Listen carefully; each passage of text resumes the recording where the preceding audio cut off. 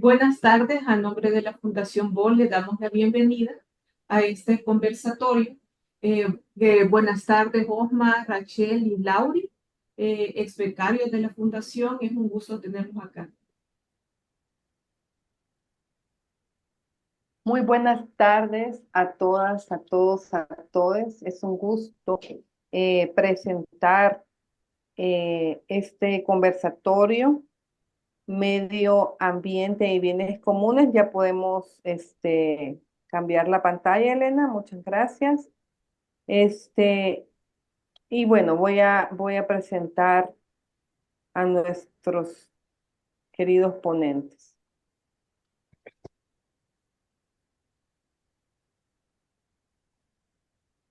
Elena, ¿me hace el favor de cambiar la pantalla, por favor? Y un segundito. Listo. Listo, presentamos medio ambiente y defensa de los bienes comunes y tenemos el gusto de estar con Rachel Escalante, la maestra Rachel Escalante Miranda, graduada de la Universidad Nacional Agraria de Nicaragua, con una maestría en desarrollo rural por la UAM Xochimilco. Colaboró con Acción contra el Hambre Centroamérica con un proyecto de desarrollo rural territorial y economía social en el Geoparque Río Coco. Apoyó iniciativas de proyectos sociales en la costa caribe del norte de Nicaragua. Colabora con la Comisión de Recursos Naturales y Desarrollo Rural en México, acompañando a organizaciones sociales en el suelo de conservación de la Ciudad de México como parte de los Centros de Innovación e Integración Comunitaria y la Dirección de Capacitación para la Producción Sustentable. Osmar Sandino es biólogo marino y está encargado del manejo de áreas de conservación. Actualmente es coordinador de paisajes terrestres de la ONG Fauna y Flora, miembro de la Sociedad Mesoamericana para la Biología y la Conservación, experiencia en el monitoreo de calidad en sistemas marinos y arrecifales, desarrollo de monitoreo y conservación de lora nuca amarilla en el bosque seco del Pacífico, ex becario de la Fundación Heinrich Böll, asesor ambiental para la Fundación Heinrich Böll, Oficina El Salvador, revisor y colaborador de la revista Biología Tropical Costa Rica y la revista Innova Biology Science de Perú. Ponencias en congresos internacionales sobre medios de vida y conservación, tortugas marinas, equinodermos y modelos de áreas marinas protegidas. La verdad, es un honor estar aquí con ustedes. Elena, si gusta, podemos cambiar, bajar la pantalla con el título para quedarnos ya con nuestros invitados. Bueno, Rachel, el cambio climático está haciendo sus estragos en la región con sequía y cambios repentinos de temperatura. Les estaba contando a mis colegas que El Salvador ha tenido unas lluvias muy intensas y quisiera que nos explicara para todo el público que no es especialista qué es lo que está sucediendo, cómo podemos compartir qué es lo que está sucediendo en el Istmo, Rachel. Buenas tardes. Pues justo lo que dices, ¿no? Cómo están cambiando tan drásticamente el clima, ¿no? Porque pasamos de una calor súper intensa y sequías extremas a lluvias extremas, ¿no? Entonces vamos como de un extremo a otro. Yo creo que el cambio climático es un tema bastante amplio y que cada vez es más visible, más obvio, ¿no? Ejemplo de ello, pues son justo las temperaturas, las sequías, que se están viviendo. Eh, para poner un ejemplo, ¿no? En Nicaragua el año pasado, pues las temperaturas en ciertos departamentos no alcanzaban los 30 grados y ahora ya andan por los 36, ¿no? Acá hacen calores horrorosos y yo creo que tiene que ver justo con este tema del calentamiento global, ¿no? Como todos estos contaminantes, las emisiones de gases de efecto invernadero están provocando que nuestro planeta sea como una olla, ¿no? Que estamos ahí y que todo el calor que entra pues ya no sale por esta capa de gas que se está formando. Em,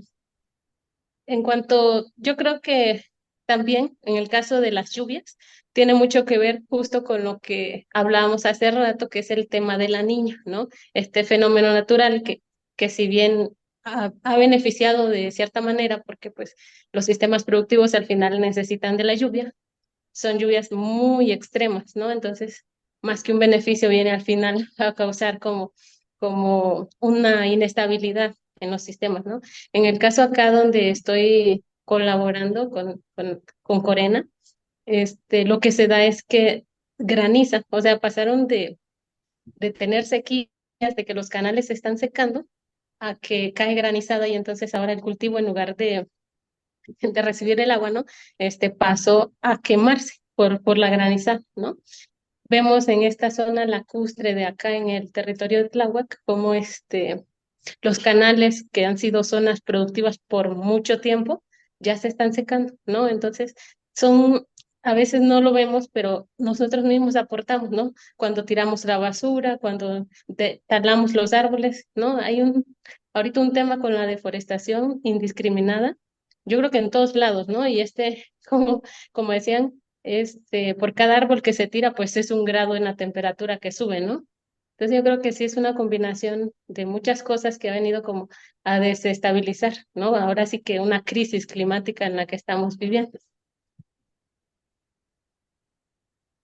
Muchas gracias, Rachel. Eh, hay algo muy importante también de subrayar de lo que dijiste, y es que hay unas intensas campañas para decirles a los ciudadanos: no tiren la basura, no talen los árboles, pero como comunicóloga también puedo decir que no es la misma intensidad en las campañas o en las protestas sociales para decirles a las grandes empresas, que son las más contaminantes, que hagan su parte, ¿verdad? Entonces yo creo que como ciudadanos también tenemos que dejar de tirar basura a las cloacas, a los mantos acuíferos, a las zonas protegidas, pero con esa misma intensidad de todos los cambios verdes que hacemos en nuestra casa, también ir al espacio público a exigirle a las grandes empresas que cesen de destruir el medio ambiente y los bienes comunes, ¿verdad? ¿Cuál es tu interpretación?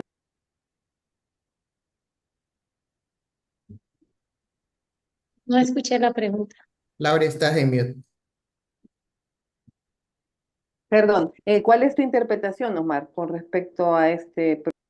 Sí, lamentablemente por nuestra ubicación geográfica y los efectos del cambio climático que estamos nosotros teniendo mayor repercusión en nuestras comunidades, sobre todo nosotros siendo zonas vulnerables, zonas donde estamos bañadas por océanos a ambos lados, una ubicación geográfica que la verdad lo que implica es que año con año y temporada con temporada tengamos los efectos tanto de las tormentas tropicales como de la sequía.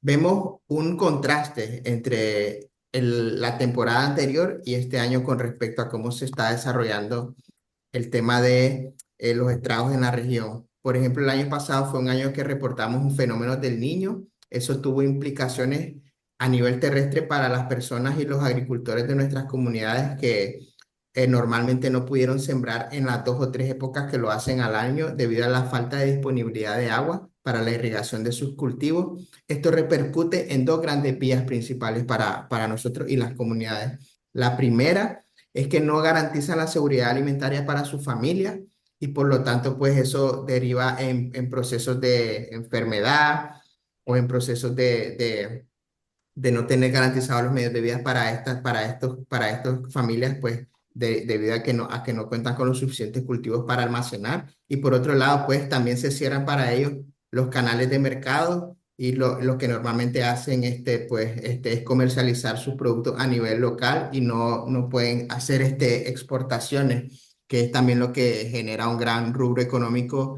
potente para ellos en estas comunidades. Y estos cambios repentinos de temperatura, por otro lado, en este año, pues se han hecho notar porque hay mayor disponibilidad de agua. Entonces, este año, pues sí hubo una mayor previsión para que las personas se preparen y puedan también cosechar. Por ejemplo, ya ahorita, mayo, junio, están las primeras lluvias y los primeros estragos de lluvia también acá en nuestra región, principalmente en la zona de Centroamérica, del C4. Entonces, eso también da la oportunidad a las personas para poder aprovechar este poco de lluvia y garantizar un poco de cultivo. Pero por otro lado, tal vez no existe la suficiente preparación en nuestras comunidades para mitigar los riesgos de estos efectos del cambio climático que ponen también en peligro a las comunidades, a los niños y a los ancianos. Entonces debemos tomar en cuenta también a estos grupos vulnerables a la hora de hacer una correcta planificación estratégica para poder salvaguardar las vidas de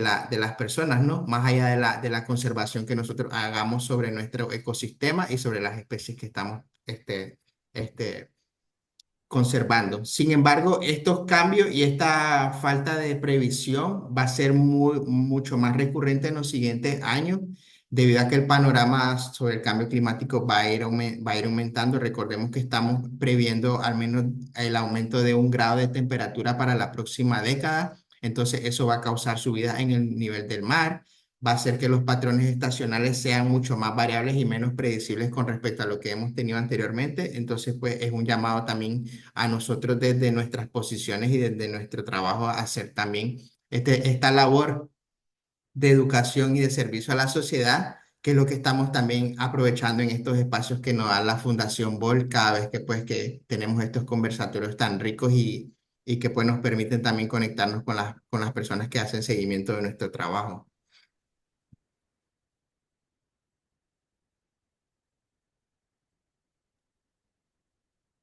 Yo le voy a hacer una pregunta a Rachel, es una pregunta espontánea. Antes de volver al estado de los océanos con Osmar, pero por toda la expertise de Rachel, ¿cuál es tu interpretación para la Ciudad de México, Rachel? Porque me parece muy apasionante el hecho que tú estés estudiando y haciendo tu trabajo en una ciudad que también por haber sido pues un lago, ¿verdad? Tiene sus propios retos. ¿Cuál es la percepción que tú tienes de este problema en la gran megalópolis?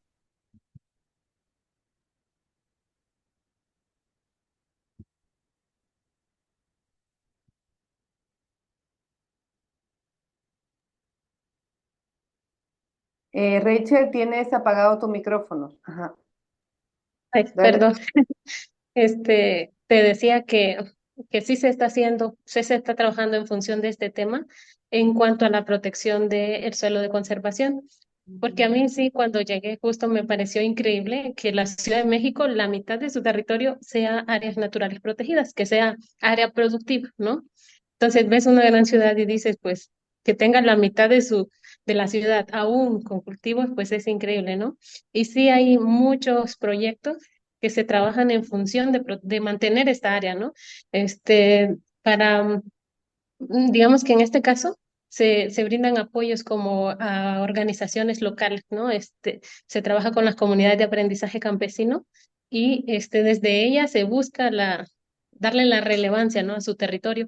Ahora sí como reivindicarlos, ¿no? Porque mucho se da el tema de la migración de los jóvenes, ¿no? La desterritorialización, llamémosle, eh, por busca de oportunidades. Entonces lo que se busca acá es que los jóvenes se queden con esto del cambio climático, de las sequías que se están viviendo ahorita, sí se puso en riesgo mucho, sobre todo la zona lacustre, porque son chinampas, o sea, la zona chinampera, se estaba quedando sin agua, ¿no? Porque sobreviven de los canales, pero pues se está secando completamente. Algunos lugares ya de plano se quedaron sin agua, pero se ha buscado, ¿no? Sí se está trabajando en función de esto y se ha conseguido mucho, la verdad, para conservar estas áreas naturales protegidas.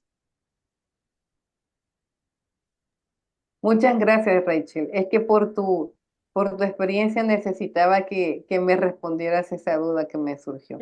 Muchas Sí. gracias.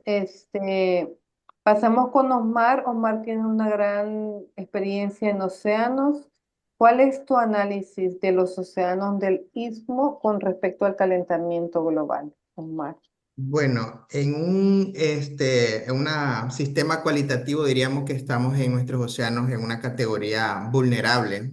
De paso, pues invito a las personas que nos están viendo a través de la grabación de este webinar a entrar a la página web de la Fundación de Heinrich Böll. Ahí tenemos varios documentos que son de suma importancia y que pueden ser consultados y descargados gratuitamente por las personas que nos siguen en las diferentes redes sociales. Tenemos documentación sobre los efectos del cambio climático y tenemos una sección especial para el Atlas de los Océanos, el cual fue una publicación que se hizo en el 2018. Es un complemento para el estado de los océanos en Centroamérica, una colaboración pues entre la Fundación y que lideró Ingrid y que estuvimos también colaborando con el compañero becario también Alexis Medina Balmaceda de Cuba, pues que es maestro en Ciencias del Mar y Tecnología, al igual que yo.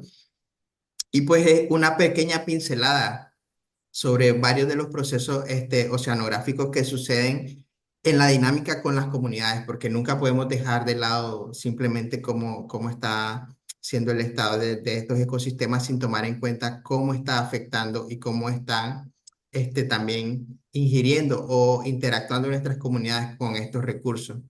Nuestra primera barrera para detener los embates del cambio climático y de las inundaciones, las tormentas tropicales que mencionábamos en la primera sección, ¿verdad? Son nuestros ecosistemas de manglar. Y estos ecosistemas están cada vez más fragmentados y son menos en nuestras zonas costeras. Que dicho sea de paso, es importante nombrar y remarcar que muchas de estas comunidades costeras están habitadas por comunidades indígenas, que son un patrimonio cultural para cada uno de nuestros países, ¿verdad? En la región. Entonces, pues no es solo el tema de los bienes y los servicios ambientales que nosotros estamos conservando, sino que también el legado cultural que estamos también poniendo en peligro como un efecto y unos impactos de todos estos fenómenos que nos están abatiendo ahora. El principal problema que tenemos en la región, si bien tenemos un marco legal muy rico dentro de todos nuestros países, realmente es el tema de la implementación y los sistemas de gestión en las áreas naturales protegidas, tanto las terrestres como las marinas, que pues permitirían un mejor aprovechamiento y administración de estos recursos. Nosotros normalmente estamos pescando las mismas especies siempre para consumo humano, estamos haciendo poca diversificación piscícola y tenemos que hacer esta labor de educación ambiental con las comunidades y con la población. Normalmente siempre nos estamos comiendo las mismas especies, el pargo, que la curvina, sea la tilapia, las mismas especies son. Entonces estamos creando una presión grande y alterando todo el sistema trófico, la cadena trófica, pues porque estamos siempre yendo a las mismas áreas de pesca, no estamos diversificando, no estamos dando áreas de no pesca que permitan recuperarse. Nosotros tenemos grandes ejemplos de que esto funciona y lo tuvimos nosotros en el 2020 por las razones que pues normalmente no hubiéramos querido que fueran, pero nos sirvió para interpretar a los científicos y a la comunidad en general realmente cómo hacer una pausa sobre la presión de los recursos naturales realmente tiene un impacto positivo sobre los bosques, sobre la vida silvestre y principalmente sobre los océanos. Vimos una reducción de la contaminación por plástico que tuvimos en estos lugares, a la vez que afloraban los bancos de especies y los bancos de moluscos que normalmente estaban siendo altamente cosechados por las comunidades para su comercialización. Entonces, pues esta pausa yo creo que de manera estratégica y escalonada podría funcionar para dar un respiro a estos ecosistemas. Y en este sentido, las Naciones Unidas y la comunidad internacional, a través de la COP, se han establecido metas claras para el año 2030 en materia de los bosques y los océanos. Una de las metas más importantes es la protección del 30% de nuestros paisajes para el año 2030. Esto significa instaurar un marco de biodiversidad y un marco legal que permita categorizar como áreas protegidas el 30% de los territorios en cada país. Casi todos nuestros países de nuestra región están adscritos a estos convenios y a estos acuerdos, ¿verdad? Que son anualmente revisados a través de la Convención de Diversidad Biológica, a través de la Cumbre del Cambio Climático y a través de la misma COP año con año. Entonces se van viendo los avances sobre lo que estamos haciendo en materia de cumplimiento. Pero también hay una repercusión grande que deben asumir los grandes países, las grandes potencias mundiales, sobre los perjuicios que están causando las actividades económicas a gran escala y escala industrial sobre los países menos desarrollados, que son los que nos estamos quedando más vulnerables ante los efectos de estos fenómenos. Entonces, pues es una discusión bastante compleja a nivel político, pero a nivel de conservación, pues estamos haciendo los esfuerzos desde distintas organizaciones para promover la investigación, para promover también la resiliencia comunitaria, no solo en las zonas costeras, sino en las zonas pues, de paisajes terrestres, las montañas y nuestras comunidades rurales, pues para lograr integrar y aportar a este sentido de bienestar, que es un reto al día de hoy, pero creo que es posible si todos logramos sumar un poco desde nuestra posición. Bueno, yo quiero hacer dos comentarios. El primero, para organizar este conversatorio le estábamos buscando a Osmar y yo les decía, bueno, si Osmar no les contesta es porque está en alta mar y no es una metáfora. Entonces, qué bueno que nos diste la oportunidad, Osmar, de contar con tu conocimiento aquí en el espacio terrestre y en el espacio del Internet. Y bueno, te estás adelantando solo un poquito a lo de la legislación. Ya voy a volver contigo para hablar de legislación. Y le quiero preguntar a Rachel, como especialista y en su trabajo de campo en la Ciudad de México, este, y de cara a estos grandes objetivos que nos pusimos para el 2030, Rachel, ¿cuál es el estado de la legislación? ¿Qué es lo que necesitamos los ciudadanos para que los estados protejan en mayor medida estos bienes? Adelante, Pues, Rachel. gracias. Pues yo creo que, como Marlo decía, no hay muchas leyes ya, hay muchos políticas públicas. Lo que se necesita realmente es una implementación real en el territorio, ¿no? Porque sí se plantean bonitas desde la oficina, en los papeles, ¿no? Pero cuando ya se llega a territorio, la verdad ya no se aplica tal cual está siendo planificado, ¿no? Entonces, yo creo que sí necesitamos como unas metodologías más, para que estas sí sean aplicadas como más aterrizadas, ¿no? Más al territorio realmente, más a los contextos rurales realmente, ¿no?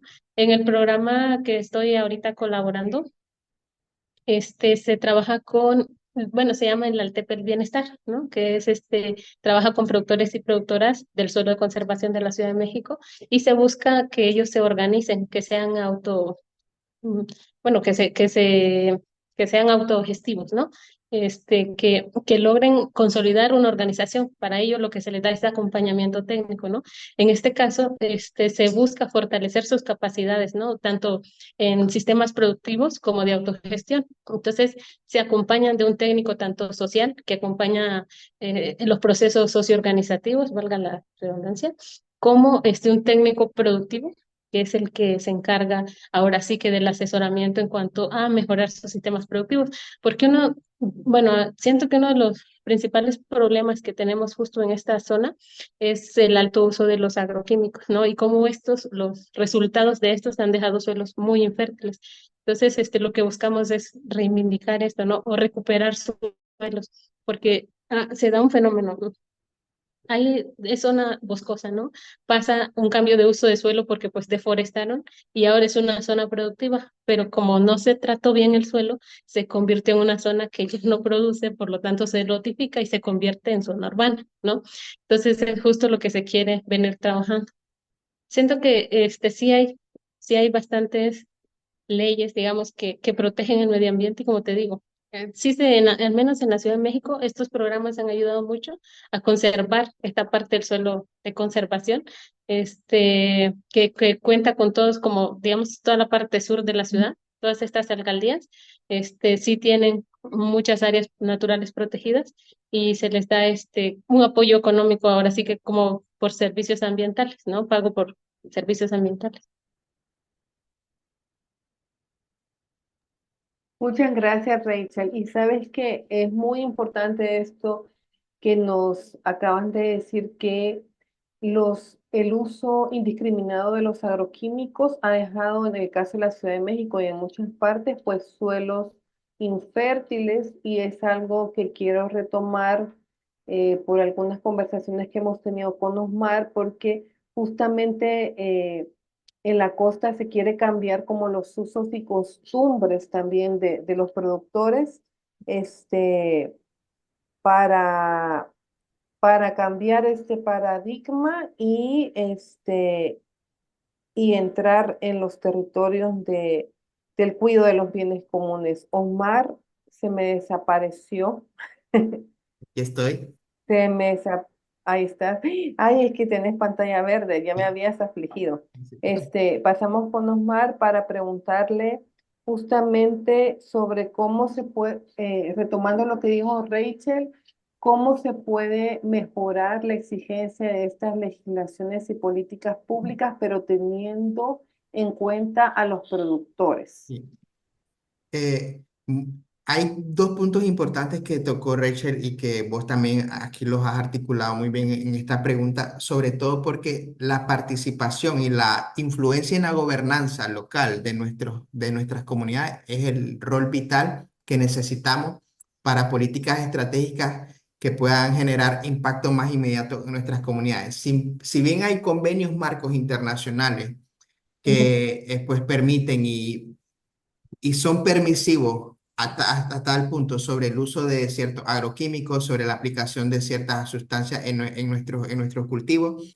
Nuestra apropiación también desde nuestra organización, por lo menos en la que, desde de las que yo le hablo y las que trabajo, ¿verdad? Desde Fauna y Flora, es también enseñar a la comunidad a poder ellos elaborar de manera artesanal y casera, pues estos insumos que vengan a reemplazar el uso de estos agroquímicos que al final, pues, son pesticidas los que estaban aplicando anteriormente que van al consumo humano, van a su propio consumo y van al consumo de la persona que está comprando esos productos, que está comprando su pipián, su pepino, su papaya, su maíz, su frijol. Entonces, y eso a largo plazo también pues se va a ver reflejado en nuestra salud y eso va a tener un impacto.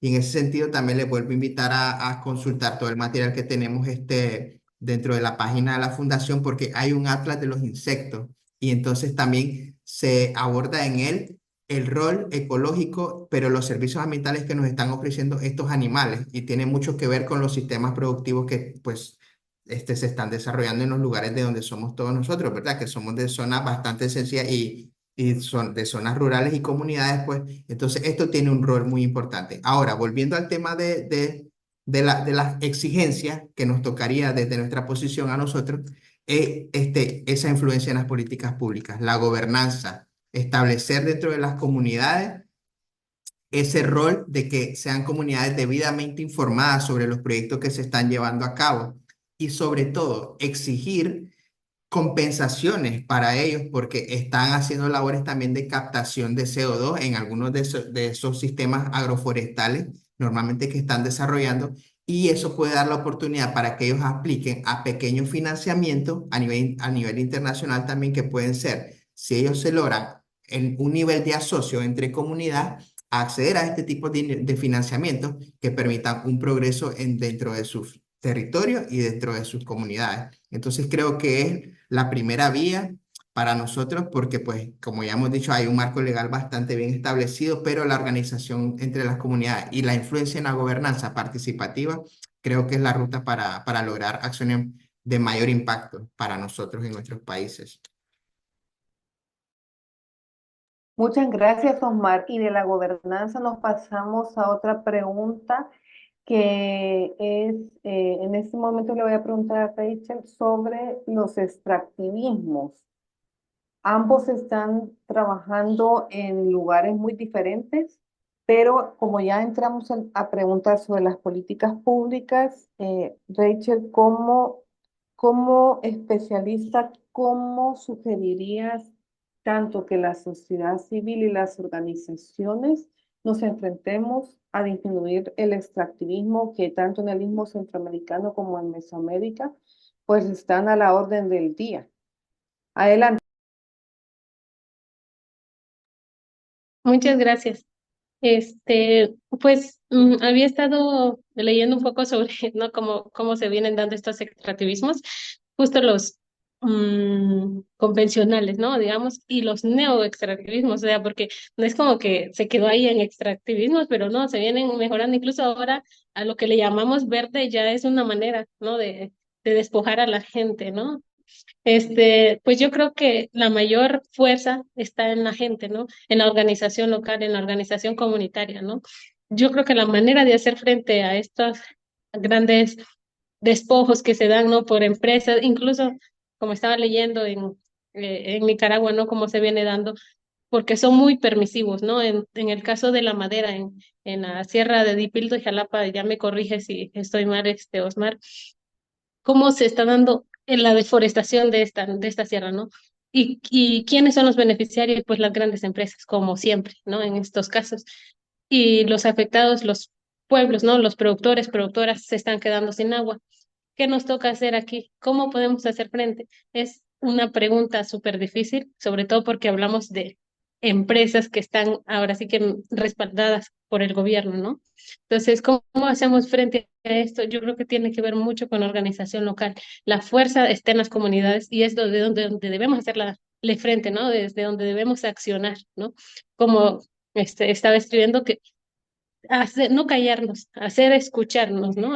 Porque si nos callamos y solo llegamos al bosque, lo hemos destruido, nos deprimimos, no lo conseguimos, lo vamos a conseguir más haciéndonos escuchar, alzando la voz, ¿no? Desde las comunidades, desde las organizaciones locales. Yo creo que es la base o lo más importante para hacer frente a estos grandes sistemas capitalistas, ¿no? Extractivos que nos están dejando en el caso de Nicaragua sin bosques, ¿no? Porque también en el caso del bosque de Bozaguas, pues en la reserva, perdón, pues ya casi no hay nada que guardar ahí, ¿no? Entonces, yo creo que sí, tiene que ver mucho con desde las organizaciones locales y el apoyo, ¿no? De organizaciones civiles ya más grandes, porque también se requiere como tejer estas redes de colaboración para que podamos enfrentar un monstruo, ¿no? Tan grande como son las grandes empresas extractivas que nos están dejando sin agua, ¿no? Sin bosque, y incluso ahora con las economías verdes,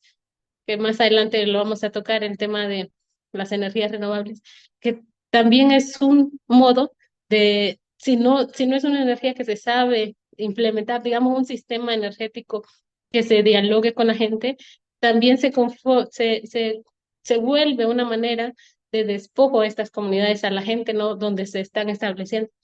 Pero ya eso lo veremos seguro más adelante.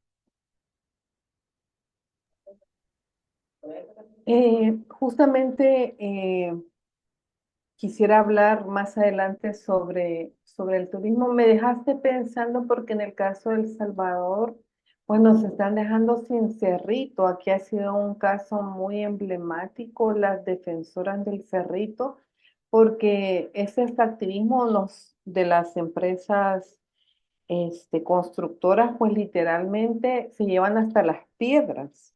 Y así como los insectos, las piedras y los minerales que están en el territorio, pues tienen su razón de ser, ¿verdad? Entonces me dejaste pensando en los neoextractivismos.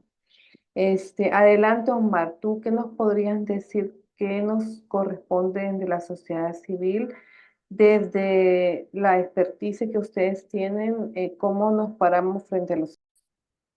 El problema viene de la concepción cultural de nosotros como especie y como etnias, la verdad. Porque en nuestras regiones, desafortunadamente, pues las mal llamadas repúblicas bananeras, ¿verdad? Se ha implementado sistemas de monocultivo largo por generaciones. Entonces ha sido un hábito que ha quedado implantado dentro de nuestra sociedad y llamo pues principalmente en el caso de nuestros países el aprovechamiento de caña o plátano, que son dos de los grandes monocultivos que tenemos en nuestra región.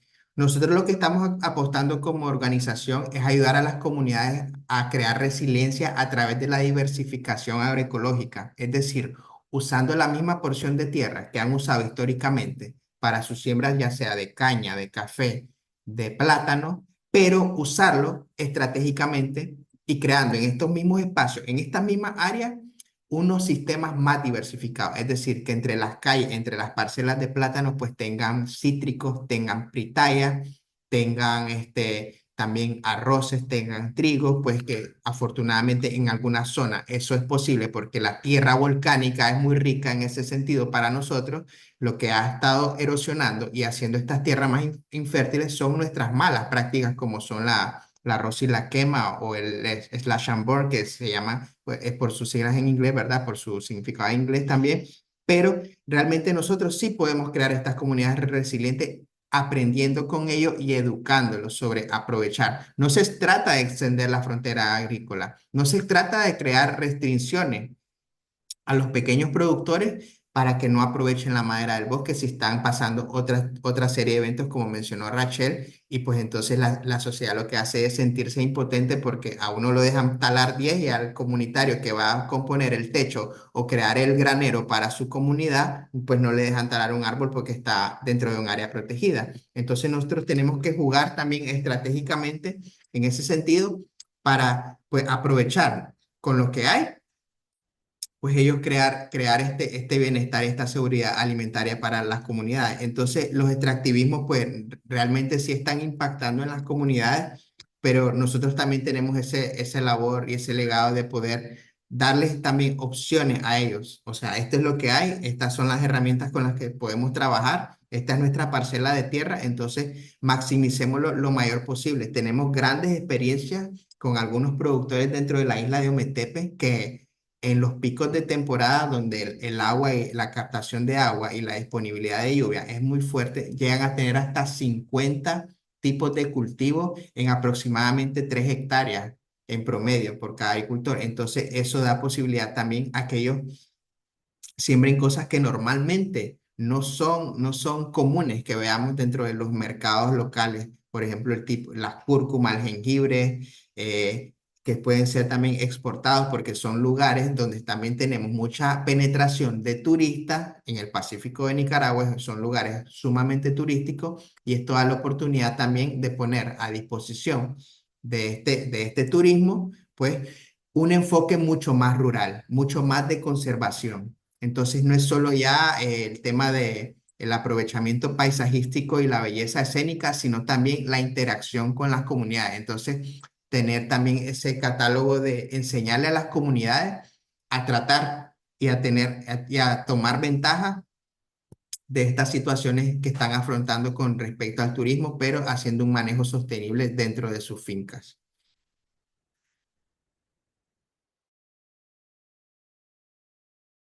Muchas gracias, Osmar. También me dejaste pensando en la siguiente pregunta para Rachel y para ti. Bueno, tenemos una publicidad mediática que presenta a los países de Centroamérica como un paraíso, ¿verdad? Para los visitantes, para los extranjeros. Y estamos hablando también porque Rachel está en México, esa postal repetida hasta la saciedad de las invitaciones mediáticas a visitar estos destinos paradisíacos, pues tienen una contracara que es también la devastación de los bienes comunes, ¿verdad? Y otra vez como una forma, el gran turismo tiene ciertas particularidades, ¿verdad? Entonces, Rachel, yo les quiero preguntar a ambos, empezando por ti, ¿qué tipo de turismo existe ahorita en el Istmo y en Mesoamérica y cuál es el turismo que sí nos gustaría que existiera en estas tierras y aguas? Gracias. Pues yo creo que lo común o lo que más se da no es el turismo, así como los complejos turísticos, ¿no? Del Hotel Montelimata, de ese estilo, ¿no? Donde los ricos son más ricos. En cambio, yo creo que tenemos que apostarle a un tipo de turismo que se preocupe más por visualizar y darle la relevancia, por ejemplo, al tema biocultural, ¿no?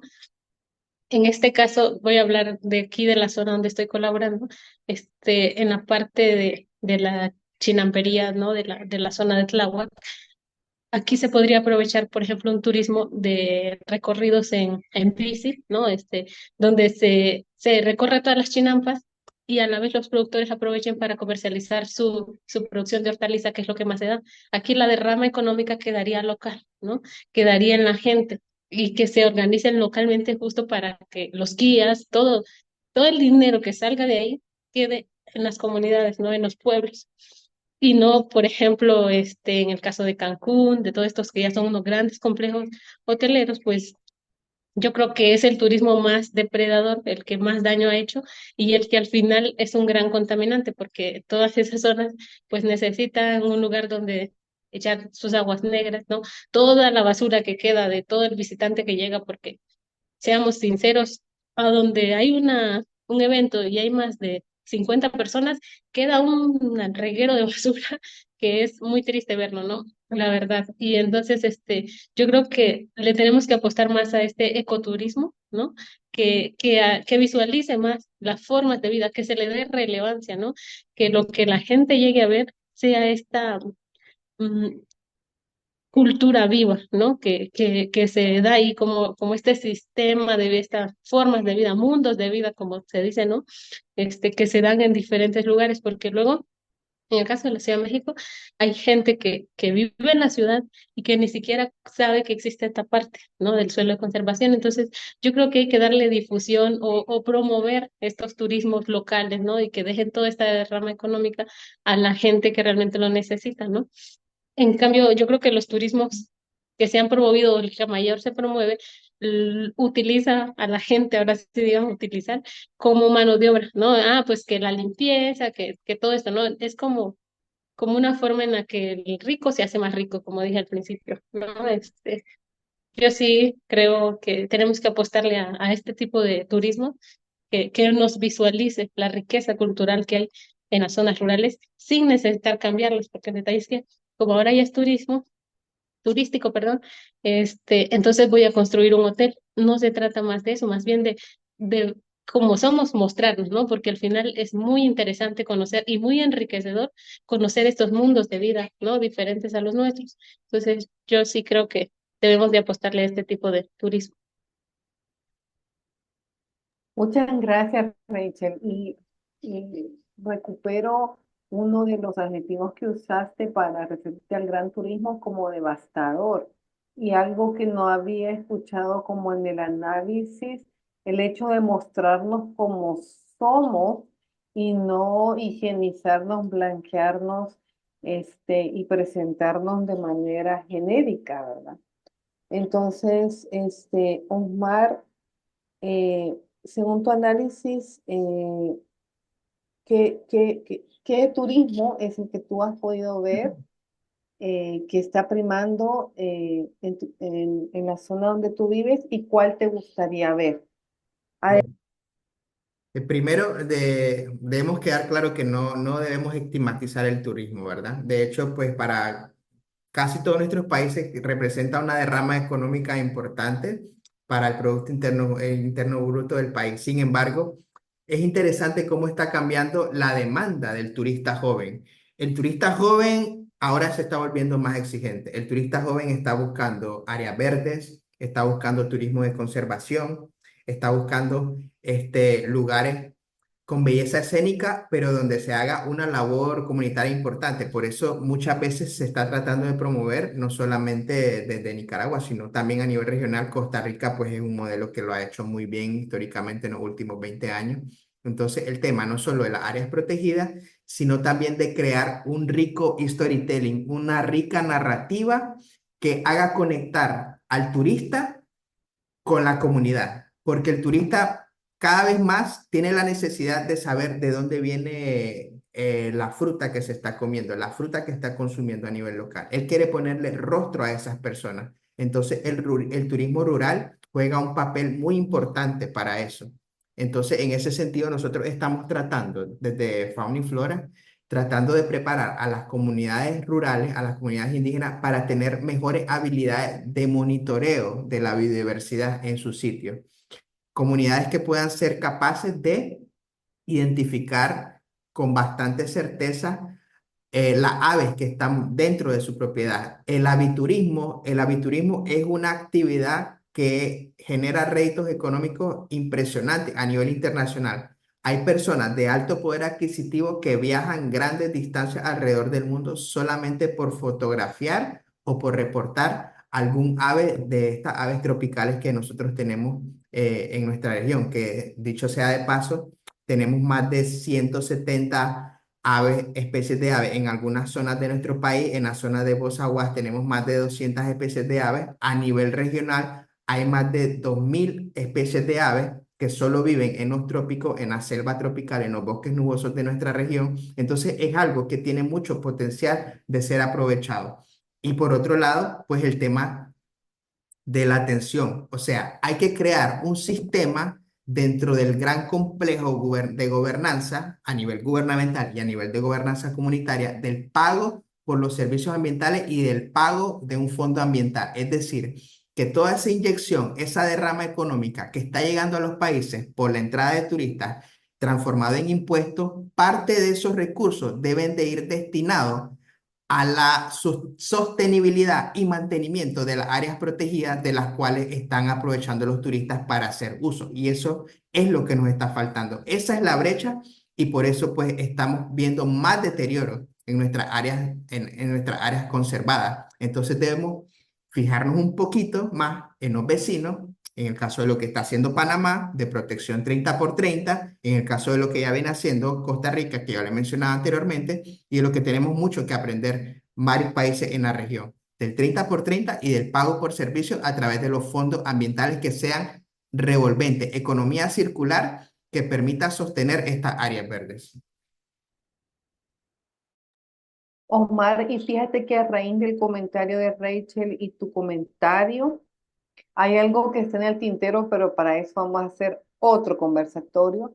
Y es, yo también creo como Rachel, que donde hay 50 personas, o sea, ese turismo masivo, que es muy diferente al que tú nos estás relatando, tenemos el gran problema en la región de los plásticos de un solo uso, que ese es un tema que tú también has investigado. Entonces me quedó así como en el tintero de decir, bueno, en medio de todo esta defensa de los bienes comunes, no tenemos que olvidar como este imperativo de seguir exigiendo políticas públicas y y legislaciones donde ya salga, donde ya haya una regulación a los plásticos de un solo uso, porque sí están en detrimento de nuestros bienes comunes.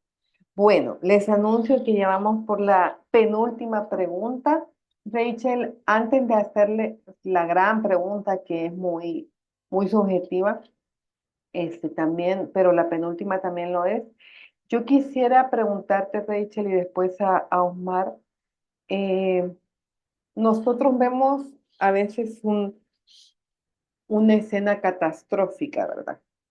Del calentamiento global, las lluvias que no nos dieron cuartel aquí en El Salvador, que no nos dieron descanso durante una semana, llovió más que en 9 años, y nosotros vemos como el problema.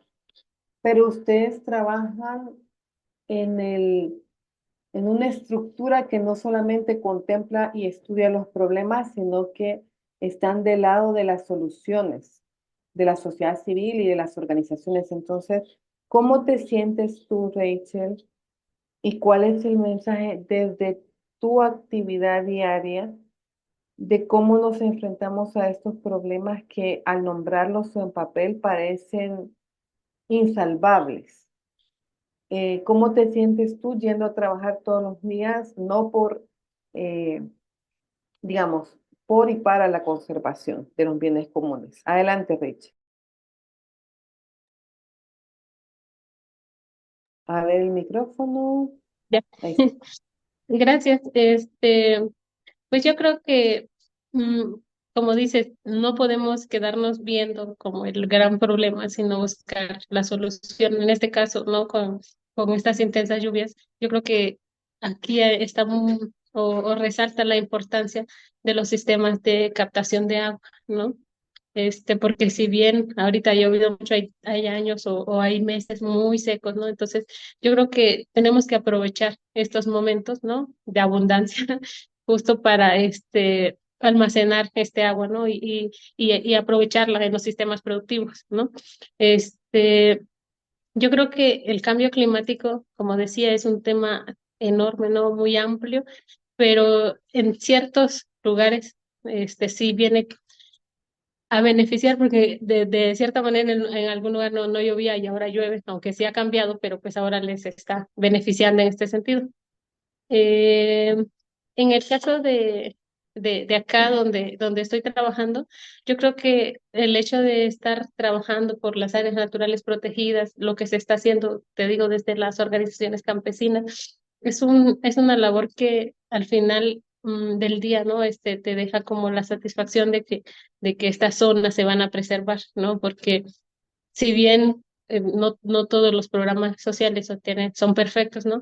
En este caso, sí está dejando como resultados importantes en cuanto a frenar el crecimiento de la mancha urbana en la Ciudad de México, ¿no? Entonces, yo creo que al final del día hay pequeñas acciones, perdón, hay pequeñas acciones que se pueden hacer desde lo local, ¿no? Para hacer frente a estos grandes cambios, porque aunque no podamos influir a nivel planetario, sí podemos reducir, por ejemplo, el despale en nuestras zonas, ¿no? El disminuir el uso de los agroquímicos, que al final son una de las situaciones más importantes que han venido a afectar, ¿no? Yo creo que podemos venir creando como el microclima en nuestras zonas y desde ahí, pues, al menos en nuestros sistemas, poder subsistir y hacer frente a estos o aportar, ¿no? En cierta medida, algo útil para hacer frente al cambio climático, ¿no? Porque, leía en algún momento que el caso de la agricultura es o genera más o menos el 25% de los gases de efecto invernadero, ¿no? Entonces, y justo se da por el tema de la deforestación, por el tema del uso excesivo de los agroquímicos y la ganadería sobre todo es la que más como que genera estos gases, ¿no? Entonces, al disminuir este impacto que estamos generando, como te digo, aunque sea micro, aunque sea pequeñito a nivel, este, queda, ¿no? Eso de que estamos aportando, estamos haciendo algo en función de disminuir estos impactos que al final el cambio climático está haciendo en el planeta.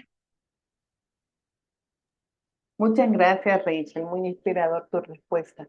Adelante, Omar. ¿Cómo te sientes tú saliendo a trabajar todos los días por la conservación? Bueno, me siento privilegiado, quiero decirlo primeramente, porque hacer conservación en Nicaragua o simplemente ejercer tu profesión ya es por sí una razón por la cual puedes sentirse agradecido. Entonces, desde nuestros diferentes espacios, pues tratamos de tener un rol protagónico a través del activismo de conservación, lo cual nos permita pues el tema de la sensibilización la sensibilización dentro de varios ejes. Vos has mencionado mucho también el tema de lo importante que es sobre la reducción del uso de los plásticos de un solo uso en nuestros países. Y para ello también debe haber un aparataje político que permita o incentive a estas personas o a estas iniciativas que están desarrollando prototipos para sustituir los materiales plásticos también a generar esas prebendas, ¿no? Económicas, porque el problema de los plásticos alternativos es el tema del costo de producción. Entonces hay que bajar esos costos de producción y crear un mayor volumen para que pues puedan ser diseminados y masificados y poder reemplazar definitivamente los plásticos de un solo uso. Entonces, en ese sentido, creo que hay muchas esperanzas porque a nivel regional se está trabajando con diferentes tecnologías y se están haciendo diferentes propuestas en ese sentido. Entonces, es solo darles un poco de empuje para que eso salgan adelante. Y lo admirable, pues, lo alentador también para nosotros es también el tema de las comunidades. Las comunidades están altamente comprometidas con el tema de la conservación del agua, de los suelos y del bosque. Esos compromisos vienen en diferentes sentidos. En la conservación del suelo, ya lo hemos mencionado anteriormente, es la predisposición que hay de las personas y de los agricultores para reducir el uso de los agroquímicos dentro de sus cultivos y crear sistemas de bioinsumos pues, que puedan permitirle a ellos hacer una agricultura mucho más sostenible. No vamos a decir que es completamente orgánica, porque no lo es. En algunos casos, lastimosamente, por ejemplo, por nombrar algunos, en el caso del cultivo de arroz, hay ciertas alternativas económicas en insumos que son demasiado altas y entonces aumentan los costos de producción para el productor que pues no están al alcance de su mano y pues ellos tienen que hacer uso de algunos fertilizantes. O sea, no vamos a engañar, no estamos transformando hacia una agricultura totalmente orgánica. Y sobre todo porque el tema orgánico también es un tema, un proceso muy largo, un camino muy largo que recorrer para crear el tema, hacer a las certificaciones, crear estándares en todas las comunidades donde podamos estar trabajando. Entonces, es un paso que va a llegar mucho más a mediano plazo en el tiempo. En el tema del bosque, pues sí. Entonces, nosotros estamos apostando a hacer una compaginación entre sistemas de reforestación y sistemas agroforestales que beneficien a las especies que nosotros estamos conservando. Por ejemplo, nosotros estamos promoviendo la reforestación en ciertas áreas de bosque, pero utilizando árboles que son forestales, pero con especies nativas o que sean hábitats para las especies, hábitats de anidación para las especies que nosotros estamos conservando. Te estoy hablando de la noranuca amarilla, te estoy hablando de las iguanas, te estoy hablando otras especies también de mamíferos y de felinos un poco más grandes. Y en el caso del agua, estamos ayudando a la comunidad a través de la sensibilización y la capacitación, el fortalecimiento, el monitoreo de biodiversidad de la sociedad a poder identificar y crear un índice de la calidad del agua dentro de sus comunidades. ¿Cómo se hace esto? Bueno, dentro de sus fuentes de agua, nuestras comunidades acceden a sus fuentes de agua normalmente por quebradas, por manantiales, por cascadas, ¿verdad? Que están muy altos en las montañas, a veces cerca de la falda de nuestros volcanes. Entonces, usamos macroinvertebrados acuáticos, que son pequeños animales, pequeños artrópodos, pequeños insectos, que su presencia o ausencia determina la calidad de ese sistema acuífero y si es apto para consumo o no. Entonces, nosotros estamos creando estas capacidades dentro de las comunidades y estamos intentando replicarlo en mucho más sitios, pues, y es una forma sencilla, porque entonces vos le enseñas al comunitario a identificar taxonómicamente ciertos grupos de invertebrados y ellos cuando están haciendo sus labores de captación de agua dentro de las comunidades, entonces al tener la presencia o ausencia de estos animales, pues ellos pueden saber. Y así innumerables cosas, pues que podríamos abordar en una sesión mucho más extensa. Pero el tema de una sociedad más consciente sobre los servicios y los bienes ambientales es realmente la gran oportunidad que tenemos nosotros para hacer ese switch y generar ese cambio. Muchas gracias, Osmar. Ahora entiendo por qué no nos contestas el teléfono, porque estás negociando con los artrópodos. Ya andamos. Pero qué qué hermoso trabajo estar protegiendo esas fuentes de agua. Y bueno, de esta parte me quedo con algunos comentarios de ambos.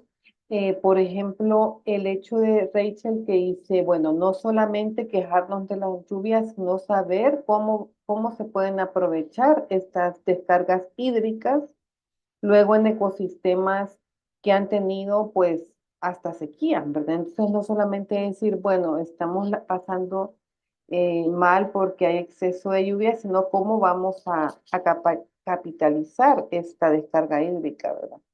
Y bueno, todo lo que nos contaste tú de cómo es la importancia de la capacitación técnica con las comunidades para compartir saberes, que es algo también que viene de los ecofeminismos, ¿verdad? Cómo se comparten saberes, entre las comunidades, no solamente es un saber vertical, sino es un compartir los saberes, ¿verdad?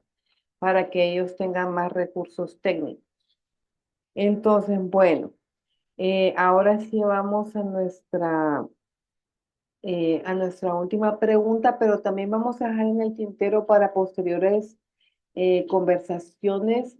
Sí quiero subrayar este énfasis en la necesidad de que como organizaciones y como sociedad civil no solo practiquemos el rechazo al uso de plásticos de un solo uso, sino que vayamos caminando juntas hacia la exigencia más activa de una legislación que realmente los detenga, ¿verdad? En México, y Rachel no me va a dejar mentir, ya es una cuestión donde existe una mayor legislación y una cultura ciudadana donde ya le dice sin bolsa, por favor, ¿verdad? Entonces en Centroamérica nos hace falta mucho para llegar a ese nivel de conciencia comunitaria. Bueno, mi última pregunta, Rachel, lastimosamente Centroamérica no es el mejor lugar del mundo para ser defensora y defensor de la tierra, de los recursos naturales. Y sin embargo, tenemos un linaje de grandes defensoras y defensores de la tierra y de los bienes comunes que han puesto al centro la vida de las comunidades y la vida misma. Fuera de cámara, estuvimos hablando de Berta Cáceres, ¿verdad? Eh, entonces yo quisiera que nos despidiéramos con un mensaje para quienes trabajan a diario desde las comunidades y las organizaciones en la defensa de la tierra y los bienes comunes. Adelante. Muchas gracias. Sí, pues yo creo que, como dices, más en Centroamérica es muy lamentable cómo se dan estas situaciones. Para hacer un paréntesis, justo estaba viendo sobre un defensor del medio ambiente, un ambientalista, que fue desnacionalizado por el hecho de denunciar algunas actividades ilícitas que se estaban dando, ¿no? Entonces, yo creo que nos toca también hacer visibles estos esfuerzos de muchos que padecen en carne propia la represión, ¿no? Desde diferentes ámbitos por la defensa del medio ambiente, ¿no? Yo les diría que estamos en un momento crucial, que yo creo que es ahora, ¿no? Somos esa generación que, que tiene la oportunidad. Yo creo que la generación que viene, ya si no le dejamos un mejor planeta, ya no van a poder hacer mucho, ¿no? Entonces, es ahora, las acciones las tenemos que hacer ahora. Creo que su labor marca una gran diferencia en cuanto al contexto que estamos viviendo. La gente necesita despertar, ¿no? ¿Y cómo va a despertar? Pues escuchando las voces que se alcen en defensa del medio ambiente. Despertar, mirar el entorno, ¿no? Porque vivimos en un mundo donde todo es lo que nos dice la televisión o lo que escuchamos, pero necesitamos ver a nuestro entorno y qué está sucediendo, ser conscientes, ¿no? Y creo que aquí radica la importancia de los movimientos o de los defensores del medio ambiente, ¿no? De hacer ver lo que está pasando. Yo creo que el planeta ya nos está pasando factura, ¿no? De todo en lo que nos hemos equivocado. Entonces, eh, yo creo que los bosques, el agua, ¿no? Son como lo principal, al menos en Nicaragua, creo que tenemos una gran riqueza en ese sentido que no nos va a durar mucho si no lo sabemos cuidar, ¿no? Entonces necesitamos de gente como los defensores y defensoras del medio ambiente, que estén ahí, ¿no? Para defender estos recursos. Va a haber un momento, como ya es muy cliché, ¿no? Decirlo, que el dinero no se come, y va a haber un momento en que nos vamos a dar cuenta que no podemos comer dinero, pero tampoco vamos a poder producir porque ya no va a haber manera. Así que yo creo que alzar la voz es un gran acto tanto de valentía en estos contextos de represión, ¿no? Como no sé, de alzar la voz por los que no pueden hablar, ¿no? En este caso, digámoslo así, como los bosques, ¿no? Em, yo creo que la mayor defensa, ¿no? Que tenemos para combatir esta parte del despojo, del cambio climático, es informarnos. Y hago un llamado a la población en general, ¿no? A los que nos escuchan, que nos informemos qué está pasando en Centroamérica, qué está pasando en nuestros países, ¿no? Y qué podemos hacer, cómo podemos aportar, o al menos no, no aportar a despalar, sino a reforestar, ¿no? En este sentido. Creo que cada día el deterioro del medio ambiente va en aumento y es el momento, como digo, es ahora para hacer algo. Si nos esperamos, la próxima generación ya pues no va a tener la oportunidad de hacer algo por salvar el planeta. Y con eso yo me Muchas despediría gracias. de... Gracias, Rachel. Pero no te vayas todavía, que nos falta cerrar. ¿no? Pero sabes que, bueno, con esto de la importancia de la reforestación y antes de pasarle y de todos los activismos que tenemos que hacer para defender los bienes comunes.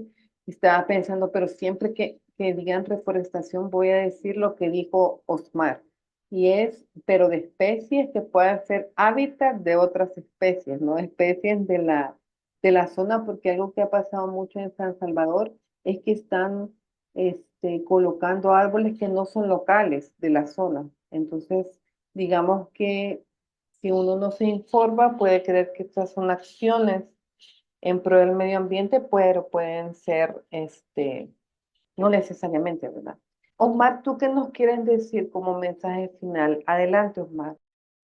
Yo quiero hacer este llamado al activismo de la juventud. Realmente nosotros somos los que normalmente tenemos las herramientas más poderosas ahora para poder diseminar los mensajes y lo podemos hacer de manera la más positiva posible, porque pues son los que tenemos acceso a las comunicaciones, a las redes sociales ahora. Entonces creo que esa es la trinchera para nosotros para poder llevar este mensaje a las siguientes generaciones y también involucrar y enganchar al resto de la comunidad. Entonces creo que nosotros a través de estas plataformas pues tenemos un parlante muy gigante que pues deberíamos de canalizar y aprovechar mejor. Entonces pues simplemente instar desde sus países, desde nuestros países. Nosotros pues trabajamos mucho con el tema de las comunidades, entonces creo que igualmente con la fundación se pueden hacer acciones, entonces acérquense a nosotros para poder saber cómo integrarse aparte de alguna actividad o alguno de los programas que nosotros estamos llevando a cabo desde nuestras comunidades, tanto en México como en Salvador, Honduras, Nicaragua, ¿no? Y el resto de la región, porque tenemos muchos becarios y muchas voces, ¿verdad?, de conservación a nivel centroamericano. Entonces, pues, eso sería pues como juntarnos y hacer ese trabajo de retroalimentación sobre las cosas que realmente, cuáles son esas necesidades, qué es lo que quieren los jóvenes ahora, qué es lo que queremos nosotros legar para los futuros, porque también estamos nosotros en este ambiente de tomar responsabilidades. Entonces, no dejar solo en manos de la gobernanza acciones que nosotros también podemos llevar a cabo a una escala mucho más pequeña, pero podemos ser actores de la conservación y campeones de la naturaleza. Entonces, pues, ese sería mi llamado. Muchas gracias, Osmar. Yo quiero darles pues un agradecimiento muy grande a Rachel y a ti por interrumpir sus labores diarias para conversar con nosotras, y conversar con nosotras implica conversar también con las personas que nos verán en diferido. Estamos hablando de maestros, estudiantes, jóvenes, personas que toman decisiones. Están conectada la directora de la Fundación Henry Chipola, a quien le damos un enorme agradecimiento a todos los miembros de la Fundación por ser nuestros anfitriones. No sé si tanto Ingrid o Roxana nos quieran regalar unas palabras. Elena también está por ahí, la encargada de comunicaciones. No sé si le gustaría a alguien de la Fundación regalarnos unas palabras.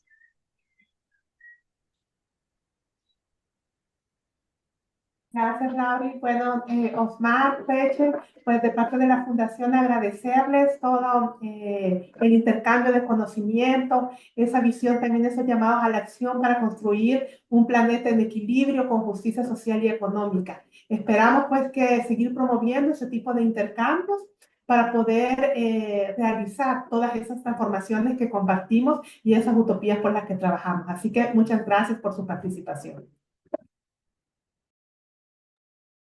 Ingrid, bienvenida a este Bueno, yo creo que conversatorio. no puedo agregar mucho más el agradecimiento, como tú lo dijiste, Laura, y que ustedes se tomaron el tiempo en un día hábil para este conversatorio. Y yo creo que también con un par de mensajes sumamente importantes ahora, ¿no? Llegando, apelando especialmente a la juventud, ¿no? De luchar por un planeta en equilibrio con justicia ambiental, que incluye siempre también la justicia social. Eso me parece que es como la tarea principal realmente de la Fundación Böll, y les agradezco, ¿no?, su dedicación, su trabajo para hacer este mundo un poco más justo. Muchas gracias a la Fundación Erisbol, a la red de ex becarias y ex becarios, a Osmar Sandino, a Rachel Escalante y a todos los que nos verán en diferido. A Elena Serna, bienvenida, coordinadora de comunicaciones, gracias por el espacio. Y bueno, hasta pronto, hasta el siguiente conversatorio. Y antes que se salgan de la llamada, vamos a poner stop de la grabación.